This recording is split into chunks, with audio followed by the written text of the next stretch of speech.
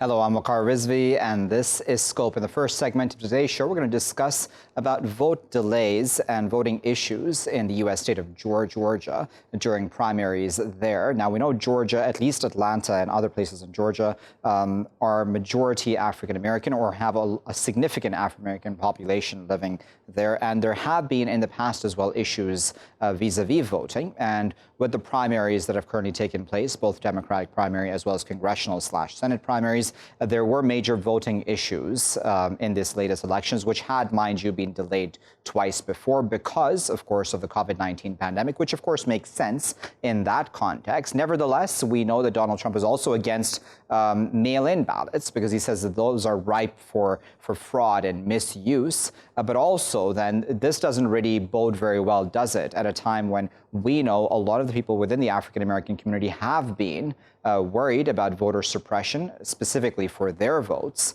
when it comes to both presidential elections and other elections in the country. So is this a sign of that, as many people are saying, that this is not a surprise that this has happened with the long lines, the major delays, the machines not working, etc.? Let's put that to our guest who is joining us this morning now from Atlanta, Georgia. We're Adrienne Jones, who is an assistant professor at Morehouse College. Adrienne, thanks for your time this morning. What do you make of the vote delays? Do you think that in some ways this was intentional? We definitely would argue that the delays and what really seemed like mayhem that happened on Tuesday was in part intentional. I mean, there were definitely issues with training for poll workers, and a lot of that had to do with the COVID issues where people were unable to serve because they had concerns either based on their health diagnosis or their age. At the same time, training had occurred, and we hoped to have a clean and well-organized election. It was not that. And why do you think then somebody would want the community to not come out and not be able to vote properly? Is it as simple as just not wanting the African-American community to have their voice heard? This has happened perpetually in Georgia. Historically, and then more recently, especially since 2013 and the Shelby versus Holder decision, voter suppression has become a significant issue. Laws have been passed here and in other states that appear to be designed to prevent people from accessing the polls. And as our president has indicated, the Republican Party is concerned that increased turnout is going to mean negative returns for the Republican Party. Then what does this then mean, do you think, going forward for the community, for Georgia as a whole, especially within the context of the protests that we're seeing, right? So it seems that everything is being highlighted because of those protests at this time. So within that context, do you think that this will be something that will also be addressed? For the elections, I think that the Democratic Party will do its best to make sure that elections are better organized in November. I think that other states are also concerned and probably should ramp up their preparation for elections, because giving people access to the polls, particularly with COVID, and particularly in a decade when voter suppression is a serious issue, is going to be important. I think that the protests might increase turnout because people are interested in making sure their voices are heard. I mean, if you notice, we had a very messy election on Tuesday. However, turnout was significant and people were willing to wait, upwards of 4 hours in order to make sure that their votes were cast. And I think a lot of that has to do with voter suppression and people wanting to make sure that their votes are not suppressed. A big issue, Adrienne, has been, at least from the side of Donald Trump, about mail-in ballots, right? And he's been very concerned about the use of them. He said that they're ripe for fraud and for misuse. And I mean, from the outside, at least, I can see his point where I imagine, of course, checks and balances need to be put in place. But what are your thoughts on that? Because within, again, the context of COVID-19 and the pandemic, I know that even within Georgia, if I'm not mistaken, a lot of people did choose to vote early via mail or otherwise. But do you think that that's also an issue which will play out even coming towards the elections at the end of this year? It will. People are going to continue to use vote-in ballots. And I would have to disagree with you. There are a number of states here who routinely use Vote by mail, it works very well. The bottom line is that voter fraud in American elections is negligible, and that does exist tends to be caught and remedied. And the president himself votes by mail. And in a situation like this year where we're having a global pandemic, I think what we need is organization in states that are new to vote by mail so that those votes get counted. They do not pose an additional threat of creating voter fraud. It is in fact the state that issues those ballots and does so based upon their records of voters. So there's no reason to think that if eligible voters are given ballots and that they mail those ballots back, that there should be voter fraud. Okay, so then what do to the voices of those, of course, who want to vote, right? I mean, again, from the outside, and you can correct me if I'm wrong, but this just seems like this sort of voter suppression, because we've been speaking about this for quite a few years, right? This is not a new phenomenon. It's not like it just happened under Donald Trump. This was happening under previous presidents' tenures as well, where there was voter suppression. What is the goal here overall? I mean, as you correctly said, of course, on Tuesday, a lot of people did still show up. Even, I believe, the mayor of Atlanta did show up in person to vote. This is not working. So why not just give it and allow citizens and those who have a right to vote to vote? I think because political parties in the United States have historically been concerned about who turns out to vote. And if you're able to have control over who turns out to vote, then arguably you can lean the election in your favor. The demographics of the United States are changing right now. There are more people of color, more Democratic voters are being registered and being motivated to vote. So I think it's of concern to the Republican Party, and they would like to establish some control over who turns out to vote. And then the final question before I let you go, then, Adrienne, this morning, what do you make of then the importance, do you think, of the African American community realizing that their voice is actually really important and that it's necessary for them to vote? Especially, of course, as we know that systemic racism is now an issue which has very much come out into the open, even around the world, of course, but especially in the U.S. I think that Black voters, particularly in the South, do understand their power. And I think that over the last several years, they have been motivated to get registered and turn out to vote. Here in the state of Georgia, Stacey Abrams and other organizations have done a lot to make sure that people have taken advantage of their opportunity to register, had access to the polls, because it's very important. And Black voters in the South can, make a significant difference in elections here and in other Southern states. Actually, just one more thing came to mind before I let you in. On the topic of Democrats versus Republicans, right? Because I think a lot of times when we look at the issue of systemic racism or other issues in the U.S., we always look at it with that very, one-party, two-party system view, right? Do you think that Democrats actually have the answers for the issues that the Black community faces? I would argue that they don't necessarily. However, of the two parties, the Democratic Party at this point in history is the one that I think pays the most attention to the kinds of issues that Black voters are having. And so as a result, you see Black voters being aligned with the Democratic Party at this time. That, of course, has not always been the case. However, right now, without changing the system such that it's more than two parties, I think you're going to continue to see Black voters work with the Democratic Party. Very well. There at that, but we sincerely appreciate your time this morning, Adrienne, speaking to us there from Atlanta, Georgia, and of course for your insight and giving us the context on this issue there within Georgia. As we know, of course, on Tuesday, Georgia had primary elections. It was a complete mess. There were voter delays. There were machines not working, very long lines. People had to stand in line for hours. However, as Adrienne there said, many people still came out to vote and insisted on their right to vote. Was this an effort to suppress the Black vote once again, which we've seen play out many, many times in the history of the United States, contemporary and in the past, of course? And what exactly has been the goal through all of this? this, especially now that we know that A, the Black community, and B, the rest of the community in the U.S. and around the world is very much aware that systemic racism is an issue, considering it's now come out to the fore and in the open. How bad a tactic was this if anyone was trying to actually carry this out intentionally? We'll keep a very close eye on that, because I imagine this is not the last of voter suppression that we're going to hear, especially now that we're coming closer to the November elections, presidential elections, that is, which may very well have Biden winning over Donald Trump. We'll keep a close eye on that, of course, here in Scope. I'll be back with my next segment after this break.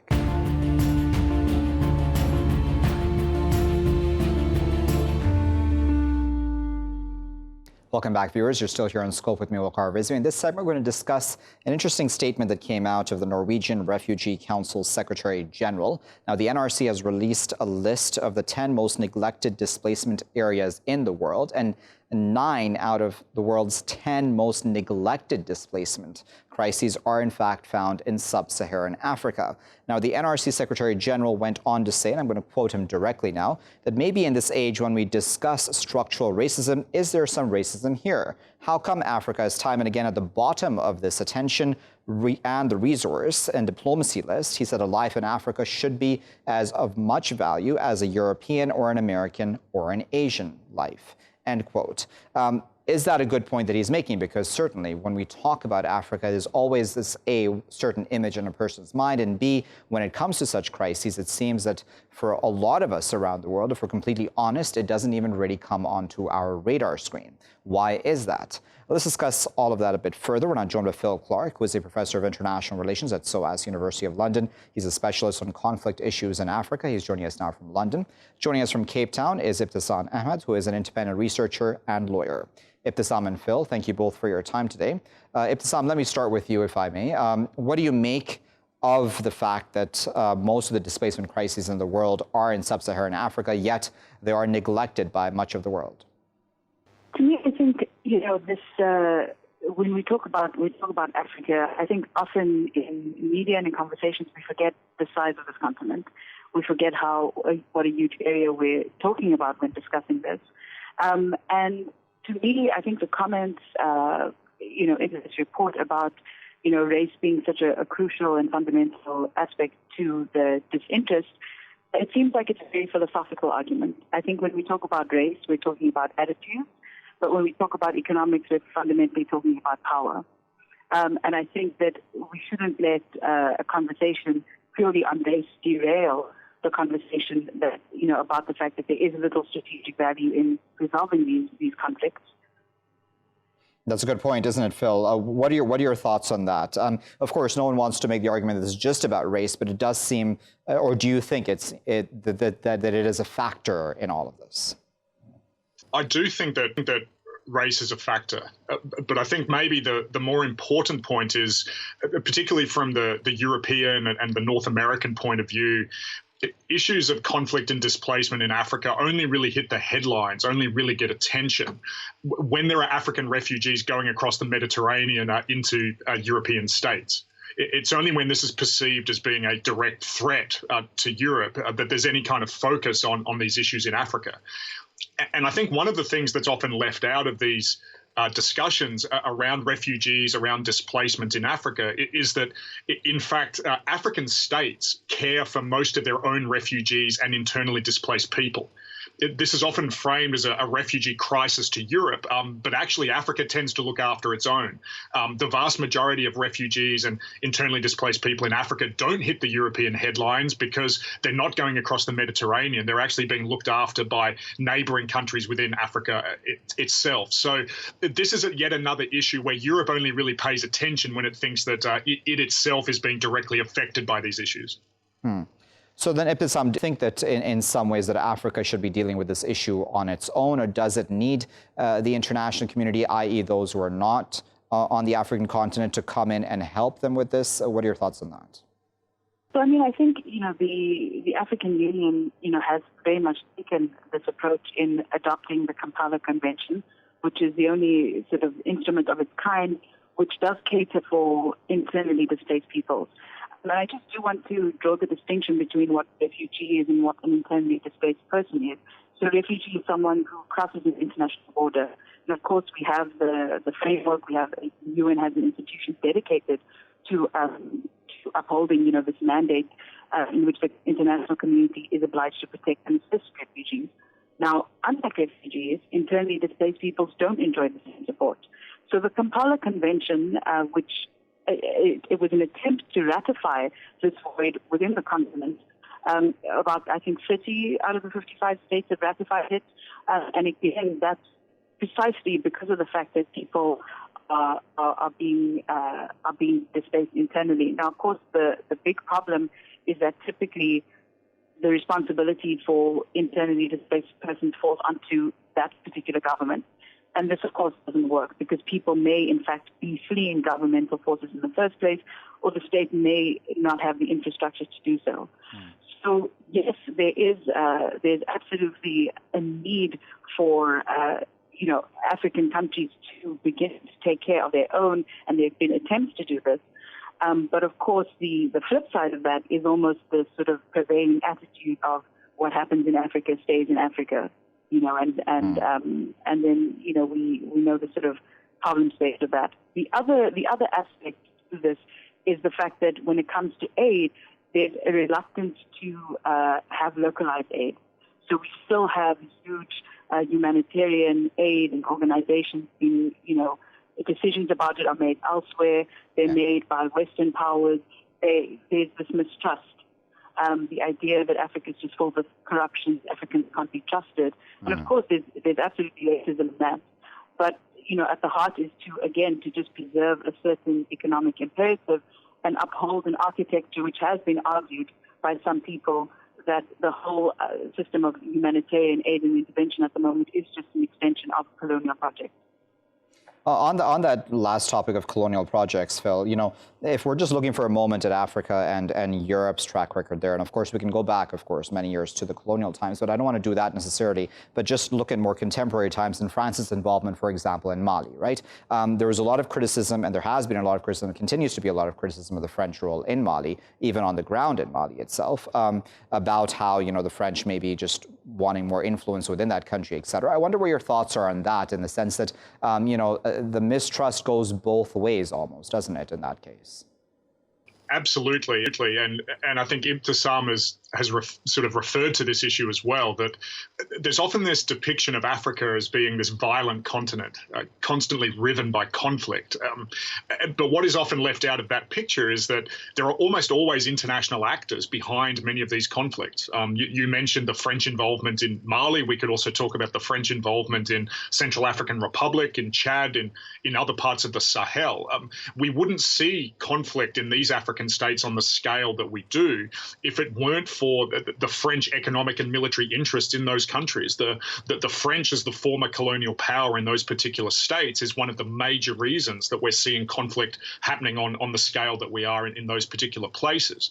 And so I think this is what makes the international community's relative ignoring of the displacement issues in these African states even more galling, because international actors are in there in many ways fomenting the conflict, making the situation much worse, and then often choosing to turn a blind eye when it comes to dealing with a humanitarian crisis, dealing with refugees, dealing with internally displaced persons. And in some ways, perhaps that's part of the reason why the international community would choose not to focus so much on the humanitarian side, because to do so would in fact put a spotlight on the international community's role actively in the conflict themselves. So I think it's vital that we see the international involvement, particularly in terms of making conflict much worse in Africa.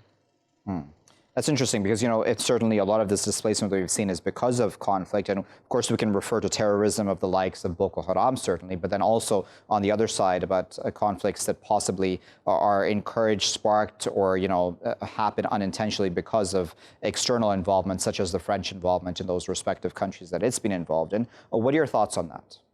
I absolutely do agree with Phil in that, this idea that as soon as you do bring any attention to a humanitarian crisis, inevitably questions are going to be cast on what's going on politically, financially, all of these things. And I think a lot of the violence that does erupt, with, of course, contributes to people being displaced is to do with unstable governments and fraudulent elections. The violence following elections has been, quite well documented in certain countries. But then we have to, be questioning, what is the root cause of a lot of the instability that's taking place, and who are, the other actors that are, on the side of this, be it the French in a more overt way or in more, subtle and surreptitious ways. And in that way, this is also part of the conversation that is, very happily ignored, because we then have to start asking very, very difficult questions, and we have to start interrogating the relationship that many of the countries and governments on the African continent have with European counterparts. Phil, I wonder if the pandemic has changed anything, right? Because it seems that a lot of geopolitical calculations that we've had previously are changing because of the pandemic, and where countries are now just trying to save themselves, really, versus helping others. So, for example, a lot of the countries that may be involved in Africa would be looking at their own self-interest beyond just the interests of those respective African nations. Do you think that will change things, where Africa will learn to do things on its own? Not to say that it isn't, but I'm just saying to a larger degree to do things independently? One of the really interesting dynamics that's come out of the COVID-19 situation is the support that African states have received, not from their traditional donors in Europe or North America, but rather from the likes of China, from the United Arab Emirates, parts of the world that have been increasingly involved in African economies and African politics over the last 10 years or so, and are beginning to play a much more prominent role. And this could lead to a real tectonic change in the way that outside actors engage with Africa. We may start to see African states in many ways looking to the East rather than looking to Europe and North America for assistance. And this is something that's not fresh in the COVID-19 situation. This has been going on for a long time, but it's become, I think, even more acute. I mean, just one example of this is that the Alibaba Foundation in China has been the largest donor of equipment and funds for African states to deal with this pandemic. Many African states were looking to the World Bank, looking to the IMF, looking to the European Union, and were not getting the kind of support that they wanted. Well, the Chinese government, Alibaba, as an economic actor, has swooped in and really seen an opportunity here to use COVID-19 not only to help African states, but also to implant themselves even more strongly as political, economic, and humanitarian actors in Africa. So it's going to be interesting in the next 5 to 10 years to see just how significant a change that represents. That's interesting, isn't it, Ibtisaam? Because obviously there are challenges whenever you have any external party coming in, and they're obviously looking after their own interests. But nevertheless, we all know that Africa is an extremely resource-rich continent as a whole, of course, I'm saying. And it can do very well on just its own if its resources were used properly. Do you think that a lot of these African nations will start going towards that route, where they're doing the best just within their own self-interests and not necessarily that for an external actor? I mean, I think, it's to do with, it's mainly to do with the relations in terms of geopolitics. It could be, the idea that, each nation can sort of make most of its resources and, really get moving with that. It's just something that's just not that easy. The intervention of during, COVID-19, and he's absolutely correct that this is something that's been on the rise.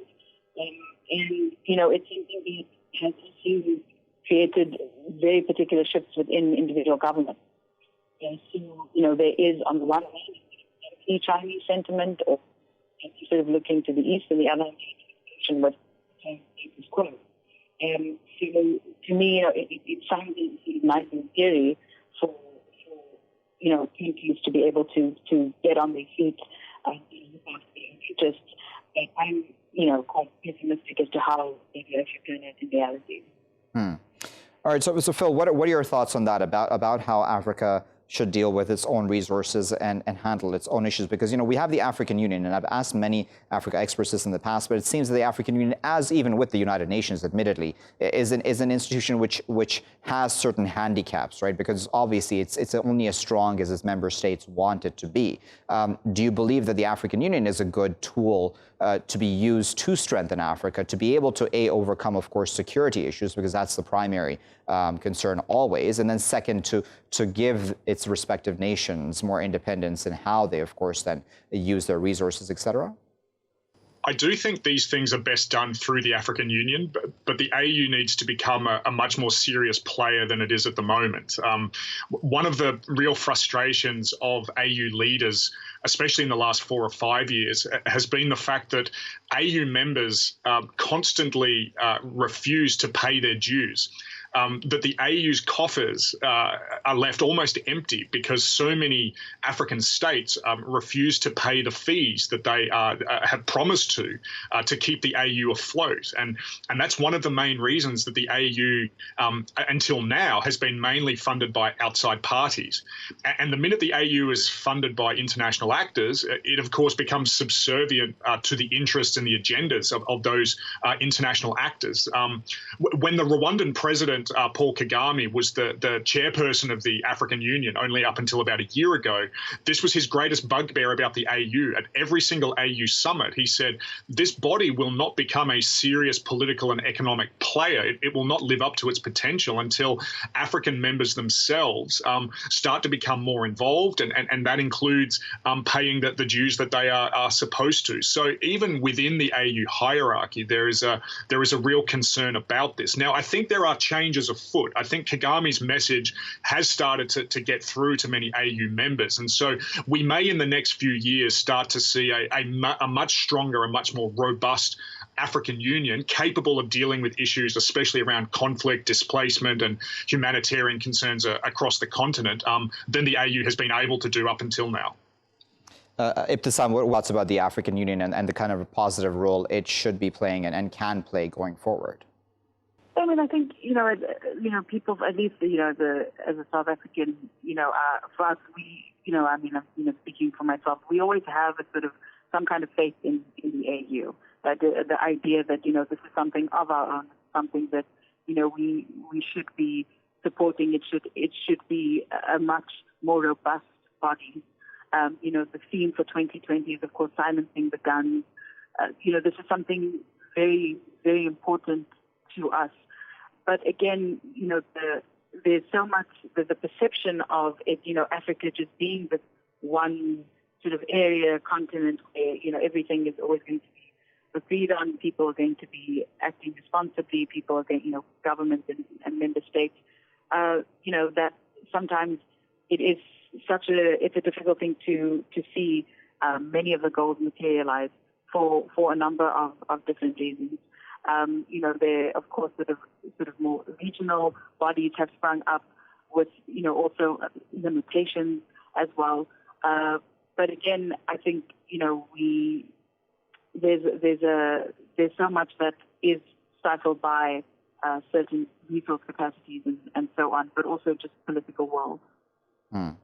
All right, so then let's take the future again, if we can, Phil, because whenever we talk about displacement, because of course security issues, and Africa certainly has quite a few challenges. I mentioned Boko Haram, but there are other issues, even just internally between different tribes, the Fulani, I believe, and other places in Africa, of course, and the many challenges that brings up. How does Africa itself deal with that issues? I mean, is it about having different African countries get together and deal with the security issue on their own via their own militaries? How do you think that, what would a reasonable approach in your thoughts be to that? The African Union put in place a set of new protocols in 2018 and 2019 to begin to deal with the major conflicts across the continent, conflicts like the one in South Sudan, in Central African Republic, in Mali, in northeastern Nigeria. And the strategy that the AU is pushing is really a multi-leveled one, where individual African states are being pushed and given the resources to deal with these conflicts within their own borders. But also that there's a very important role for regional bodies. One of the key structures across Africa is the role of regional formations, the East African Community, ECOWAS in West Africa, SADC in Southern Africa. These are very important regional formations where neighboring states are often able to put pressure on particular governments to deal with the conflicts under their own watch, and sometimes even to send advisors, to send peacekeepers, to start to deal with some of these issues regionally. And then it's only after that level, in some senses, has been exhausted, that there should be a role for the African Union, whether that's diplomatic or whether that's through peacekeeping. But again, all of this requires political will, and it requires finance, and it requires coordination between different African states. And again, this in many ways is a system that has been evolving for a long time, but it's only really come together in the last couple of years. And the big challenge in the next 5 years or so is going to be whether this system, in fact, is equipped and is capable of actually dealing with the conflicts in the way that the African Union architecture would like to believe that it can. Ibtisaam, I'll give you the word. On just the point of security issues, do you believe that African nations are well placed and well equipped to be able to deal with the many security issues across the continent? Well, I think, there's so many conventions, protocols, and so on, what it means to establish some kind of peace, what it means in order to bolster security within the continent. But again, and this is maybe a pessimistic view, I can't help but always question, the role of external actors. And that this being, it is a tired narrative. It's a narrative that's, been done to death in some ways. But in other ways, it is something that is very real, and the fact that, we have sort of spouts of violence springing up here and there with, different immediate causes, but there's still something greater at play. And to me, that seems that until we have some kind of hold over that, it's going to be very, very, very difficult. Very well. We'll leave there as a final word, but we appreciate both Ibtisaam and Phil for their time today, and of course for their expert insight into, of course, displacement in Africa and the many connected issues to that, Sub-Saharan Africa more specifically. As we were discussing, the Norwegian Refugee Council has shone some light on that specific issue, saying that possibly racism plays a role into why many of us around the world don't even know about the fact that 9 out of the 10 of the world's worst displacement crises are in fact on the African continent. For many of us, that possibly doesn't even come onto our radar when we're watching the news or listening to the news or reading the news. That possibly is troubling as well. But then, of course, we don't even realize the role of external players, right? So the role of France, for example, as Phil were speaking about, as well as Ibtisaam, about the external actors as a whole and the kind of hold and influence that they have over African nations, be it security-wise, be it economy, or be it otherwise. But nevertheless, all of that feeds into then the fact that African nations are not uniting